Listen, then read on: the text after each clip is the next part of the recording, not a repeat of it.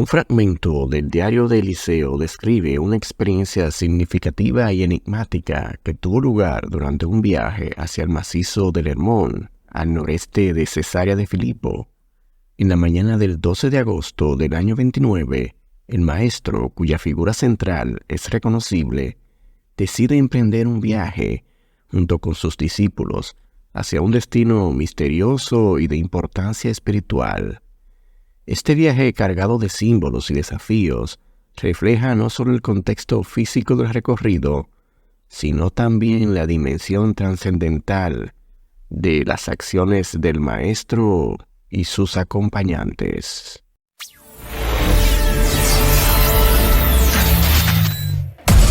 Si tienes esperanza, si confías, todo lo puedes.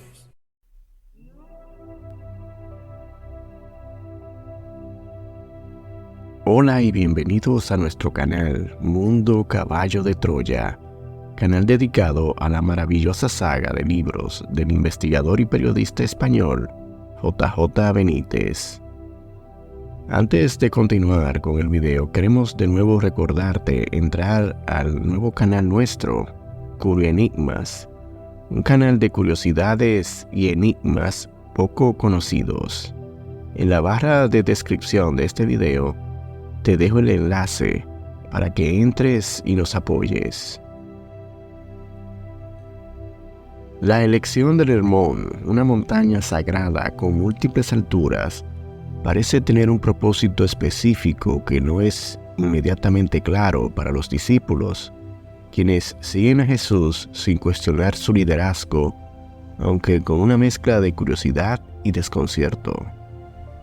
La narración de Eliseo resalta el contraste entre el conocimiento y la ignorancia de los discípulos respecto a las intenciones del Maestro Jesús, generando una atmósfera de misterio y expectativa.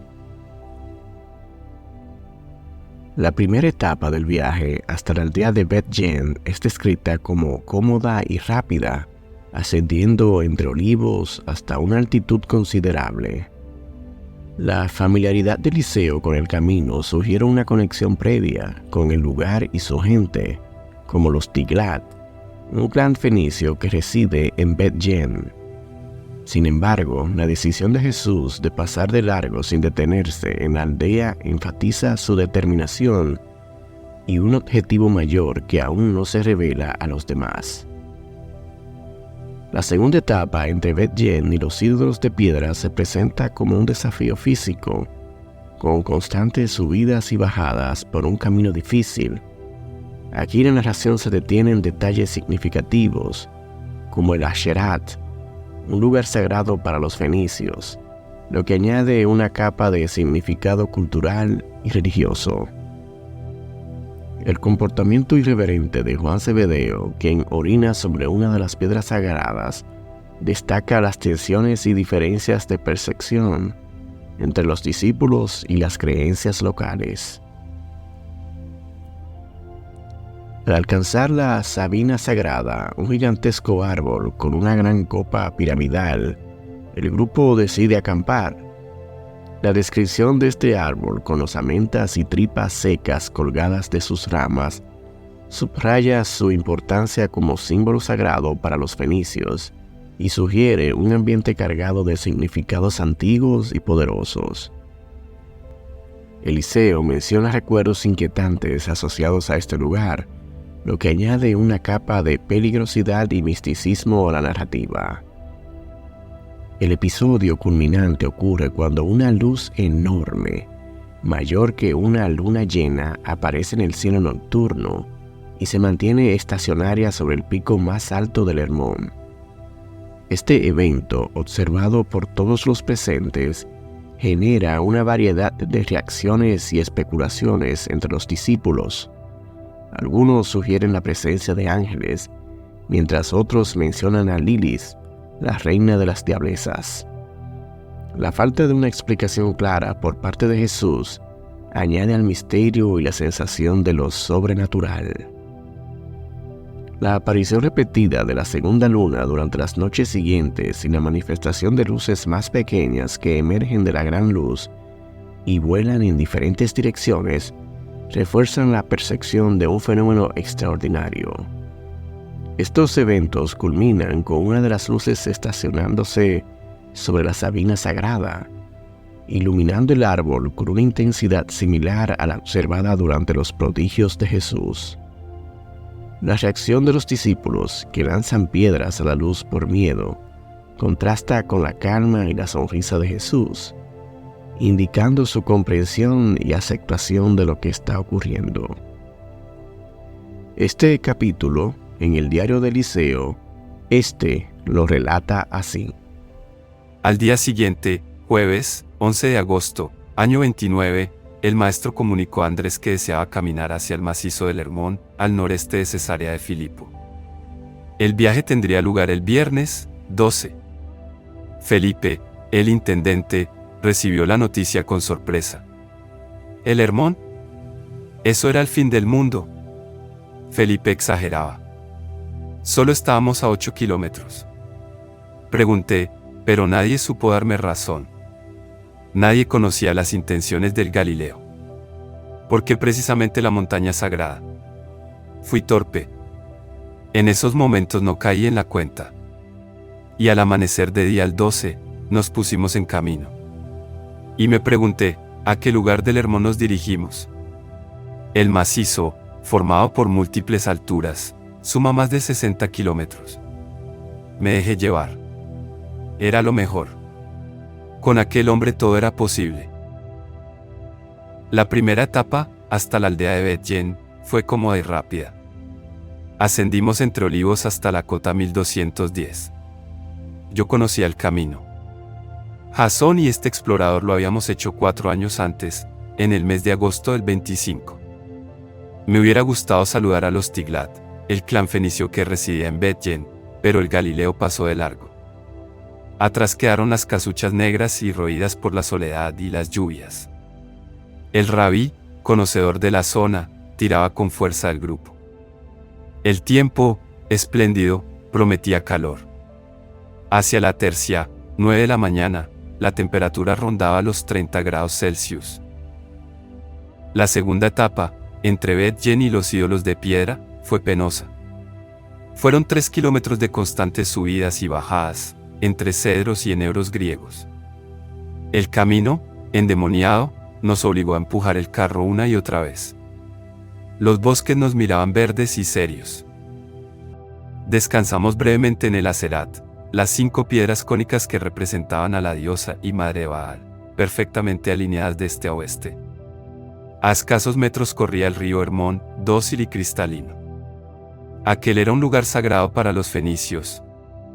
Pero Juan Zebedeo, haciendo caso omiso al sentido común, se aproximó a una de las rocas y orinó sobre ella. El oso protestó, pero Juanito ni le miró. Si alguien nos estaba observando podíamos tener problemas. Finalmente, hacia la sexta, mediodía, alcanzamos la sabina sagrada, un gigantesco árbol de casi 30 metros de altura, con la copa piramidal. Era el único habitante de un calvero de medianas dimensiones. Algo más allá se escuchaba el atropellado lenguaje de un torrente. De las ramas de la sabina colgaban osamentas y tripas secas de animales. Era otro símbolo sagrado para los fenicios de la zona. Allí depositaban sus ofrendas a los cielos. La peculiar naturaleza de la madera de la sabina albar, inatacable por los insectos, la convertía en un peculiar aliado de los dioses. Para mí, aquel árbol traía malos recuerdos. Jasón y yo fuimos atacados por una banda de bucoles cuando buscábamos al maestro. El jefe de los bandidos era un individuo con una pata de palo. Aquellos eran sus dominios. Debíamos proceder con cautela. Andrés consultó con el rabí y el Galileo eligió el lugar para pasar la noche. Allí nos acomodamos. Según mis cálculos, nos encontrábamos muy cerca del refugio de piedra que había levantado el propio Hijo del Hombre cerca de la cota 2000 en agosto del año 25. A buen paso, podíamos alcanzarlo en media hora, como mucho, en 1 hora. Pero el maestro, obviamente, tenía otros planes. Desde allí contemplamos el macizo del Hermón, también conocido como Jabal Asik o montaña del jerarca. Las nieves, a una altitud de 2814 metros, brillaban azules y naranjas. Todo era silencio. Cuando Felipe preparaba la cena, una reata de onagros pasó por el calvero, rumbo a Cesarea de Filipo. Los asnos cargaban nieve del Hermón. Los burreros, de acuerdo a la costumbre, conversaron con los discípulos e intercambiaron información sobre el camino. La frase deseada, ni rastro de los bucoles, fue repetida por los burreros y por Andrés. Eso me tranquilizó, a medias. Nosotros éramos 15. ¿Demasiados para los bandidos? Quizá no. El maestro se alejó, en solitario, y se perdió en los bosques de cedros. Andrés no puso buena cara, pero no tuvo más remedio que resignarse. El Galileo era así. Allí permaneceríamos 2 días. Fueron jornadas apacibles y, al mismo tiempo, de afilada inquietud. ¿Qué hacíamos en aquel lugar? Porque el Hijo del Hombre había elegido el calvero de la Sabina Sagrada. Esperaba a alguien. Como dije, nadie sabía nada. Y yo, estúpido, no recordé lo que se avecinaba. Esa primera noche, el firmamento nos dio un buen susto. Las 8000 estrellas visibles sabían algo. Por eso se apretaron, curiosas, entre guiños y destellos. Y en esas estábamos, maravillados, cuando el oso llamó la atención del resto. Una luz se desplazaba de este a oeste. Era enorme, mayor que una luna llena. Pensé en una estrella fugaz. Negativo. El vuelo era horizontal y sin estela. Par 10. Estábamos en el año 29. ¿Quién volaba en esa época? De pronto se detuvo en la vertical del pico más alto. Y allí permaneció durante más de 1 hora. El estacionario fue impecable y totalmente silencioso. Quedé asombrado y sin palabras. Todo lo vimos. El maestro se limitó a mirar. No hizo ningún comentario. Y prosiguió con la cena, picadillo de pollo. En un momento determinado, la luna empezó a pulsar. Parecía un ser vivo. ¿Lo era? Y fue cambiando de color, del blanco mate pasó al rojo cereza. Espectacular. En la segunda vigilia de la noche, hacia las 10, el objeto proyectó un cono de luz sobre la montaña y recorrió los bosques, como si buscara algo. Par 10. ¿Qué coño era aquello? Después apagó el gran foco y la luna desapareció. Hubo comentarios para todos los gustos. Juan Cebedeo y Bartolomé hablaron de ángeles. Se veían con frecuencia y por todas partes. Jasón y yo habíamos observado esas luces en diferentes ocasiones. Y fueron captadas por los radares de la cuna. No eran ángeles. Eran naves. Objetos metálicos tripulados. ¿Pero por quién? Felipe y Pedro apostaron a que se trataba de Lilith, la reina de las diablezas. Los gemelos no se pronunciaron. Estaban aterrorizados. El celota sugirió montar guardia y vigilar. Lilith podía regresar. La propuesta fue rechazada. Y, poco a poco, el rabí y los discípulos se retiraron a sus tiendas. El chino y yo seguimos vigilantes hasta bien entrada la madrugada. Pero no vimos nada. Como dije, permanecimos junto a la Sabina Sagrada durante 2 días más. Cada mañana, el Hijo del Hombre tomaba una naranja, agua, algo de pan y queso, y se adentraba en los bosques. No aceptó la compañía de nadie. Necesitaba hablar con su padre. Eso dijo.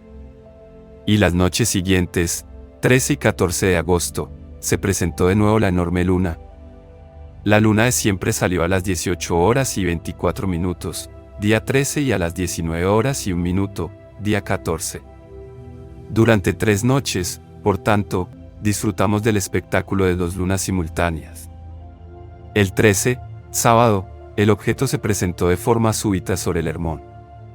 No lo vimos llegar, como en la primera ocasión. La visión fue breve. Pudo durar 1 minuto. Iluminó los bosques como si fuera de día y desapareció. Pero, como en la primera oportunidad, no lo vimos alejarse. Sencillamente se apagó y desapareció. En la madrugada del domingo, 14, se repitió la escena. Pero, Cuando la segunda luna llevaba 1 hora sobre las montañas, sucedió algo asombroso. De la enorme luz blanca surgieron otras luces, más pequeñas, que volaron en todas direcciones. Los discípulos gritaron, perplejos. Eran esferas de diferentes colores. No sabría precisar, pero contamos decenas. Una de aquellas luces, del tamaño de un melón, fue a estacionarse en lo alto de la sabina sagrada. Iluminó el árbol con una intensa luminosidad azul, similar a la que había contemplado durante las sanaciones y prodigios del Galileo. El maestro alzó la vista y se limitó a sonreír. Los íntimos, espantados, tomaron piedras y las lanzaron contra la luz. Esta, finalmente, se alejó despacio hacia Bet-Yen. El rabí y yo nos miramos. Creo que tuvimos el mismo pensamiento. Aquella gente, en efecto, no estaba preparada. Y la intuición siguió susurrando, atención. Algo grande se acerca. En resumen, este capítulo del Diario de Eliseo describe un viaje que, más allá de su recorrido físico, explora la interacción entre lo humano y lo divino, lo conocido y lo desconocido, en un contexto donde las señales y los símbolos juegan un papel crucial en la percepción y el entendimiento de los eventos.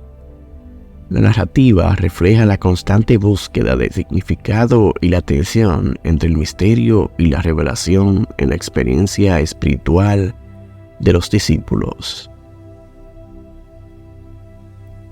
Si te ha gustado el video, no dudes en suscribirte a nuestro canal, dar un me gusta, comentar lo que piensas, pero muy sobre todo, compartirlo en tus redes sociales. Muchas gracias.